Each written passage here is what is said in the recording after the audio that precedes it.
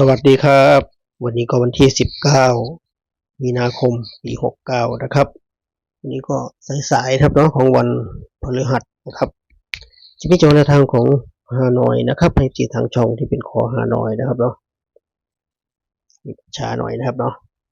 วันนี้ถ้ามีเวลานะครับเนาะถ้ามีเวลาถ้าว่างตรงกับเซียนทวีจะลงในทางของเซียนทวีให้ครับเนาะขอรัฐบาลไทยครับเนาะช่วงเช้าก็เอาของฮานอยไปก่อนนะครับเนาะขอฮานอยก็ฮานอยมีทุกวันครับเนาะส่วนขอรัฐบาลไทยก็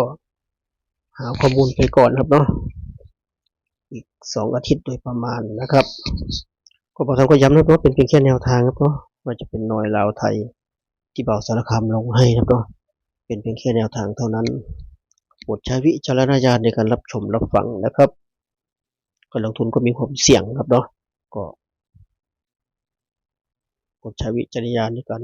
ลงทุนครับเนาะชอบก็จัดขัดก็ผ่านตามตำรานะครับเนาะเราซ้ำเสนอให้เป็นเพียงแค่แนวทางเท่านั้นนะครับถ้าไม่ชอบก็ข้ามไปชมความบันเทิงครับเนาะ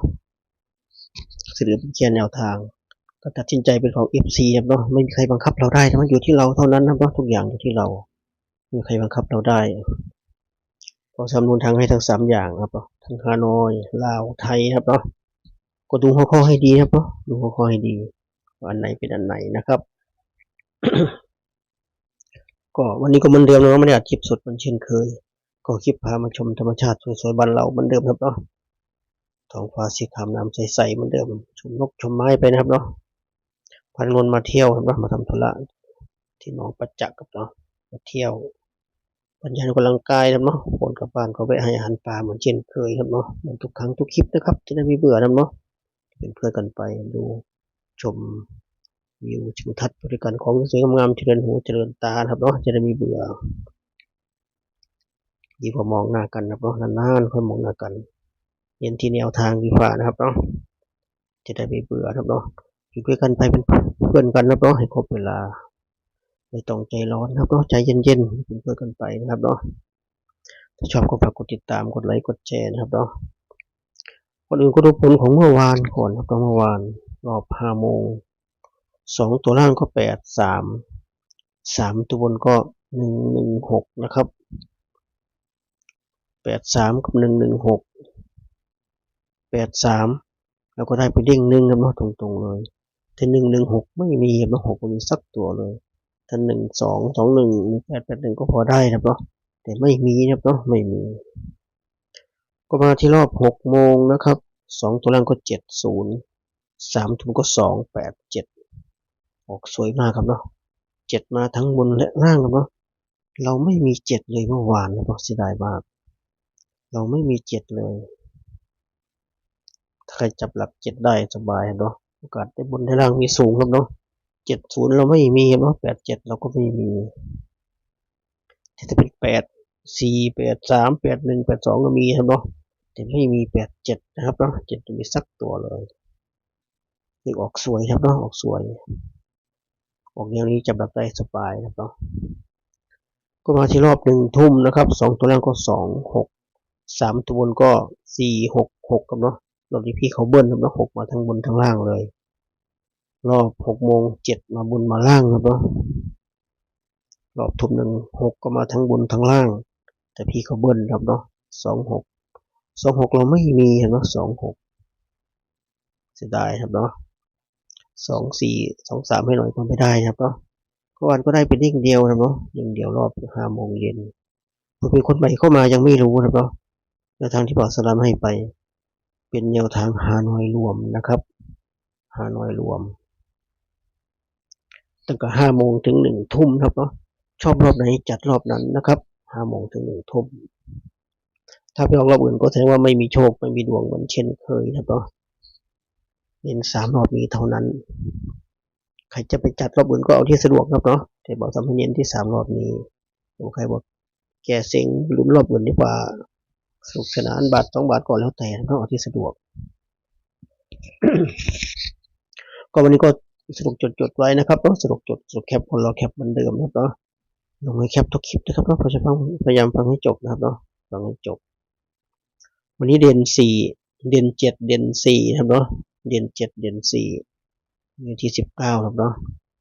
จับคู่ให้ก็23 25 42 43 45 72 74 75ทวนครั้งนะครับฮานอยวันนี้เด่นเจ็ดเด่นสี่จับคู่23 25 42 43 45 72 74 75นะครับ8 คู่8 คู่นี้ก็เน้นไปที่72 74 42นะครับ72 74 42เน้นให้3 คู่นี้ครับเนาะก็มาที่ชุด3 ตัวครับเนาะชุด3 ตัวมีลุ้น4 ชุดเหมือนเดิมวันนี้ก็มี572 574 542 523 4 ชุดนะครับ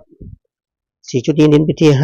572 574 542ครับเนาะ4 ชุดชุดรองก็523ครับเนาะชุดเดียวกันครับเนาะชุดเน้นชุด3 ตัวกับชุด2 ตัวดูดีๆครับเนาะดูดีๆชุดเดียวกันครบถ้วนครับเนาะสำหรับทางฮานอยวันนี้ทั้งชุด2 ตัวชุด3 ตัวนะครับเนาะเจอกันสายๆครับเนาะสายๆแต่ก็ทันเหมือนเดิมครับเนาะอย่างที่บอกไว้ว่ามีเวลาตรงกันกับเซียนทวีเดียวตามต่อของรัฐบาลไทยให้เซียนทวีนะครับเนาะใช้เวลาตรงกัน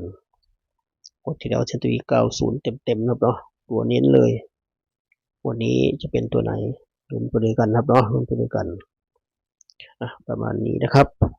ก็เหมือนเดิมครับเนาะท้ายคลิปสำหรับคนที่งบน้อยครับเนาะอยากลุ้นกับเขาแต่งบน้อยก็ตัวเน้นนะครับที่ผมเน้นให้เพื่อมันฟุกเข้าครับเนาะวันนี้ก็มี4 คู่เหมือนเดิม72 74แล้วก็42นะครับ72 74 42 3 ชุดนะครับชุด3 ตัวชุด2 ตัวเนาะชุดเน้นครับเนาะงบน้อยจัดไป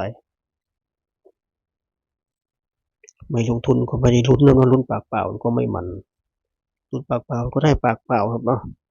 ออกมาก็เสียโอกาสเฉยๆเนาะก็ติดไปนวมไว้นิดหน่อยนะครับเนาะพอได้ลุ้น